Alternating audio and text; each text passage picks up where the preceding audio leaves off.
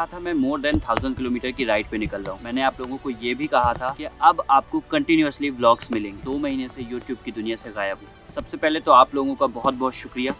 आप लोगों ने मुझे बहुत सारे मैसेजेस किए, फ़ोन किए, कंटिन्यूअसली आप लोगों ने मुझसे पूछा कि व्लॉग्स क्यों नहीं आ रहे हैं, कब आएंगे। तो आज मैं आप लोगों को यही बताने आया हूँ कि व्लॉग्स क्यों नहीं आ रहे थे और इन फ्यूचर व्लॉग आएंगे भी या नहीं।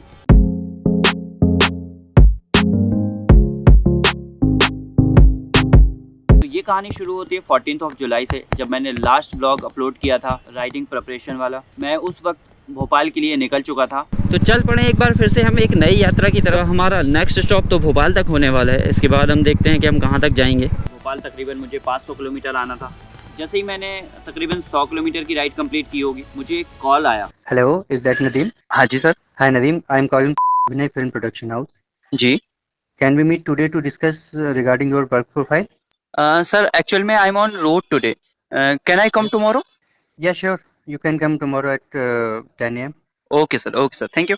Thank you so much. Next day मैं जब भोपाल पहुंचा, आई थॉट कि मिल आता हूँ। मैं वहाँ गया and they offered me a job. तो भाई साहब अब शुरू होता है क्लाइमेक्स, क्योंकि जॉब ऑफर था एक फिल्म प्रोडक्शन हाउस से और अब मेरे सामने सवालों और विचारों का एक पहाड़ खड़ा था। Should I join the job और should I reject the offer? Should I continue my blogs और शुड आई स्टॉप हियर? और ये सारे थॉट्स आने के मेरे पास 2 बड़े रीजंस थे। पहला तो ये कि अगर मैं जॉब ज्वाइन करता हूँ तो मेरे पास ढेर सारी अपॉर्चुनिटीज होंगी और कांस्टेंट अर्निंग का एक सोर्स भी होगा। और दूसरा ये कि अगर मैं जॉब ज्वाइन नहीं करता तो मनी भाई थोड़ा सा गुस्सा हो सकते हैं, क्योंकि यूट्यूब करने के लिए आपको एक कांस्टेंट अर्निंग की ज़रूरत होती है, जो कि मेरे पास नहीं। और मेरे पास एक और बहुत बड़ा रीज़न था जॉब ज्वाइन करने का। अरे क्या नदीम भाई, इंजीनियरिंग करने के बाद जॉब वॉब नहीं लगी क्या, जो ये फालतू के काम करते हो घूम रहे हो? अरे यार ढंग का काम करो यार, इसमें कुछ नहीं रखा है। तो नदीम ऐसे तो कमाली होगी उसे।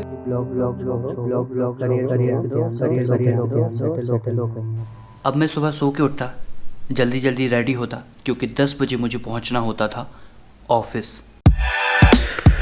तो भाई फर्स्ट डे आज मेरा ऑफिस का।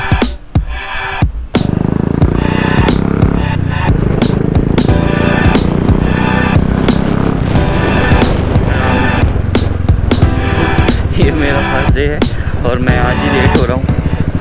और मेरे लिए चैलेंजिंग ये है कि मुझे 10 से 6 ऑफिस के अंदर टाइम स्पेंड करना है। मतलब आई हैव टू वर्क इतना time continuously sitting. Let's see कैसा रहता है मेरा दिन। चलो चलो चलो चलो।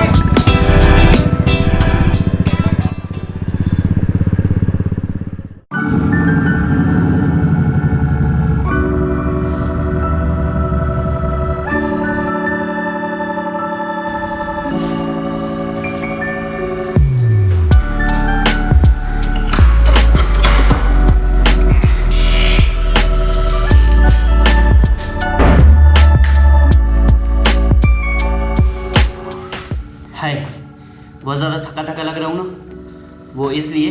अब बज चुके हैं 9। मैं सुबह 10 बजे निकला था, 9 बजे वापस आया हूँ। ऑलमोस्ट मुझे 12 घंटे हो चुके हैं और मैं आज का दिन मेरा बहुत ही थकान भरा था। मुझे भूख लगी है तो मैं खाना खाने जाऊँगा और खाना खाने के बाद मिलते हैं आप लोगों से। तब तक के लिए बाय। घर आओ, दिन भर का काम करने के बाद थक जाता था, खाना खाता था, सो जाता था। अगले सुबह उठता था, फिर 10 बजे ऑफिस पहुँचता था, फिर आधे घंटे का ब्रेक मिलता था, फिर मैं 8 या 9 बजे घर आता था और खाना पीना खा के फिर सो जाता था। और यही लाइफ चल रही थी।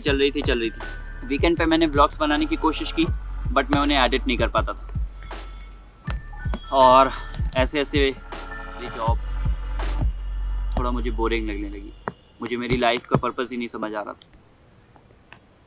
And one day I have decided that I have to quit the job.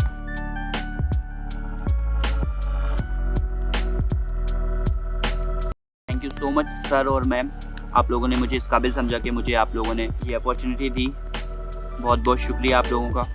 मैं आप लोगों से सॉरी बोलना चाहूँगा कि मैंने जॉब क्विट कर दी। सो इस तरीके से मैंने जॉब क्विट कर दी और अब मैं अपने व्लॉगिंग को कंटिन्यू करूँगा। सो अब मैं आप लोगों से एक और वादा कर रहा हूँ, इस बार मैं नहीं तोड़ूंगा होपफुली। अब आपको हर संडे एक नया व्लॉग मिलेगा आपको।